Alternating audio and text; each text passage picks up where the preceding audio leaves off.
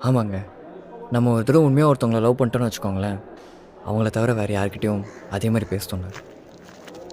ம். அப்போ செகண்ட் லவ்லாம் பொய்ன்னு சொல்றீங்களா?